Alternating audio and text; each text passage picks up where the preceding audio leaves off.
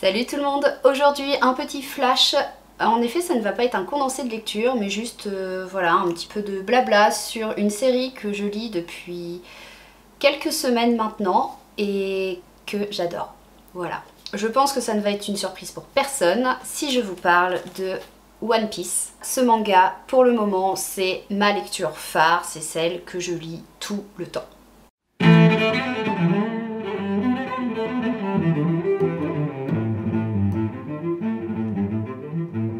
One Piece, j'en ai déjà parlé dans d'autres vidéos avant ça, c'est un des rares mangas que je vais lire. En effet, je suis pas vraiment manga. Dans ma culture littéraire, j'ai lu très peu de mangas. Tout simplement parce que c'est un genre qui ne m'attire pas forcément. Je suis d'un naturel à lire très vite et du coup un manga pour moi ça fait un quart d'heure. Alors bien entendu c'est parce que c'est une technique de lecture qui fait que je me concentre vraiment sur le texte et non sur les dessins. Dans ma longue vie de lectrice j'ai lu 3 mangas en tout. J'ai lu Dragon Ball dont je suis absolument fan. J'ai lu les Senseiya et bien sûr j'ai lu les One Piece. Au moment où je vous parle je viens de terminer le tome 52 donc je suis à la moitié de la série pour le moment. Il y en a 98 de sorties, bientôt 100, donc j'estime être à la moitié de la série. One Piece, pour ceux qui ne connaissent pas de quoi ça parle. Ça raconte les aventures de Luffy, qui est un jeune garçon, et qui va parcourir les mers avec son équipage pour devenir à la fin le roi des pirates. La série n'est pas encore terminée, donc on ne sait pas s'il va devenir roi des pirates.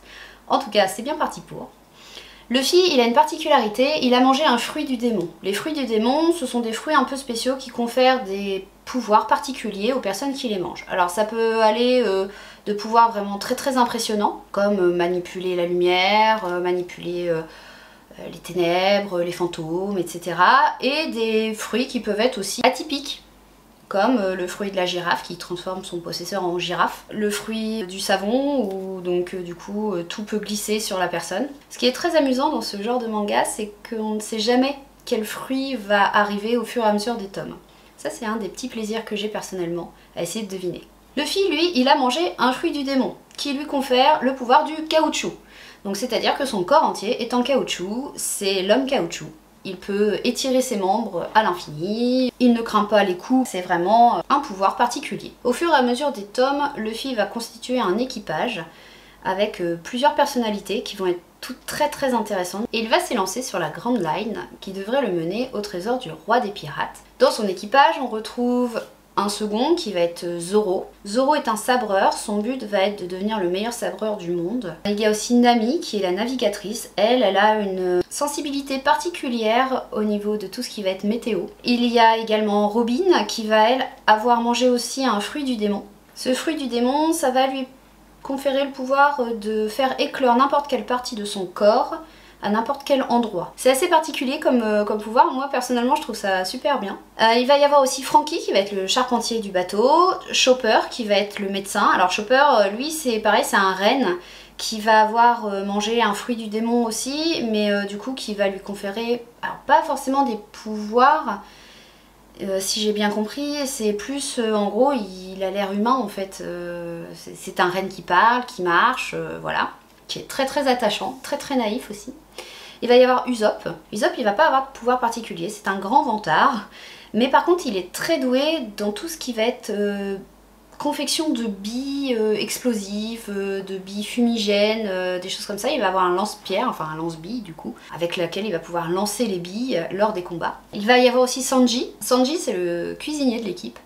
Il a une particularité, il tombe fou amoureux d'une femme dès qu'il la rencontre. Ça donne des situations assez cocasses. La relation entre Zoro et Sanji est assez conflictuelle. Pour le moment, j'en suis arrivée au moment où Brooks a rejoint aussi l'équipe depuis peu. Brooks, c'est un squelette extrêmement fort à l'épée, c'est le musicien de l'équipe. En gros, voilà un petit peu. Là, j'ai spoilé un petit peu au niveau de l'équipage.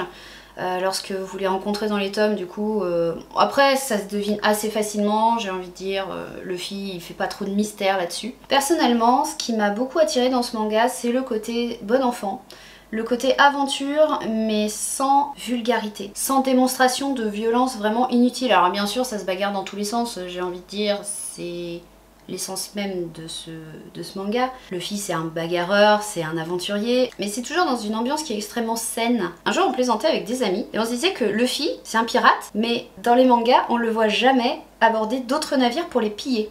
En gros, il continue son aventure, c'est donc un pirate avec son drapeau noir, son navire, son équipage. Mais concrètement, ce sont les autres qui l'attaquent et c'est jamais lui qui attaque les gens. Et ça, c'est très très intéressant justement à voir et c'est ce qui le rend aussi attachant parce qu'au final, c'est un héros, c'est pas un mauvais personnage. Il vient en aide aux opprimés, il vient en aide à ceux qui ont besoin. D'un autre côté, c'est un jeune garçon qui est très naïf. Et justement ça amène une dimension très particulière à ce personnage. Pour faire un rapprochement vraiment juste comme ça, il ressemble un peu à Sangoku là-dessus, c'est-à-dire que c'est un homme qui est doté d'énormément de capacités, qui va être très fort au combat, mais par ailleurs qui va être extrêmement naïf et qui va se mettre des fois dans des situations pas possibles juste parce qu'il ne réfléchit pas et il fonce tête baissée. En général, c'est l'équipage qui va l'arrêter. Certains personnages vont être beaucoup plus matures que d'autres, par exemple Robin, Zoro vont beaucoup le raisonner, Nami aussi de temps en temps. Voilà, ils vont faire partie de ces personnages qui vont essayer de le raisonner et essayer de l'arrêter quand il commence à déborder. Ça donne vraiment beaucoup de scènes très amusantes à lire et c'est pour ça que moi j'ai beaucoup croché à ce manga. Après, il faut dire aussi que parfois, enchaîner les tomes, ça me lasse un petit peu parce que on est toujours dans un schéma qui est redondant. Luffy arrive quelque part avec son équipage, quelqu'un a besoin d'aide, donc Luffy va apporter son aide. Il va battre un adversaire qui va vraiment avoir des pouvoirs importants. Il va être en difficulté, tout le monde va s'y mettre. Et puis pour terminer, donc bataille finale, Luffy arrive à terrasser l'adversaire, ils repartent et ainsi de suite. Alors au fur et à mesure ils se font des amis, ils terrassent les ennemis. Du coup quand on lit les tomes, quand on les enchaîne, eh bien au final c'est un petit peu toujours la même chose. Donc en général moi je fais par arc. C'est-à-dire un arc c'est au moment où Luffy arrive dans un lieu, qu'il rencontre des personnes, qu'il y a un méchant à vaincre et qu'il repart. Voilà, ça c'est un arc. Donc en général moi je fais par arc et après je fais une petite pause, j'essaie de lire autre chose avant d'attaquer l'arc suivant. Au niveau des dessins, je ne suis absolument pas apte à vous en parler, tout simplement parce que je n'ai pas d'éléments de comparaison. J'aime bien les dessins, voilà, pas trop de détails, du coup ça se lit assez vite. Il n'y a pas besoin de fouiller 36 000 fois dans l'image pour essayer de trouver des easter eggs ou des choses comme ça. Chaque chapitre est séparé par des mini-aventures d'autres personnages qu'on a croisés dans d'autres tomes et je trouve ça vachement bien. Au niveau du scénario, donc je vous ai dit c'est un petit peu redondant, mais d'un autre côté ça se renouvelle quand même parce qu'au final les pouvoirs qui sont amenés sont toujours assez originaux et je me dis que l'auteur a vraiment beaucoup d'imagination. Les personnages sont vraiment attachants, c'est tout ce qui fait la force de ce livre. Il y a de l'humour, il y a de la bagarre, il y a des moments émouvants, je me suis surprise parfois à avoir un peu des petits coups au cœur en lisant certains passages. Je trouve que l'univers est à la fois simple mais extrêmement fouillé, extrêmement foisonnant. On va avoir une histoire qui est assez typique. Un jeune homme qui va vouloir devenir roi des pirates et il va vivre des aventures. Donc on est vraiment dans un schéma totalement classique.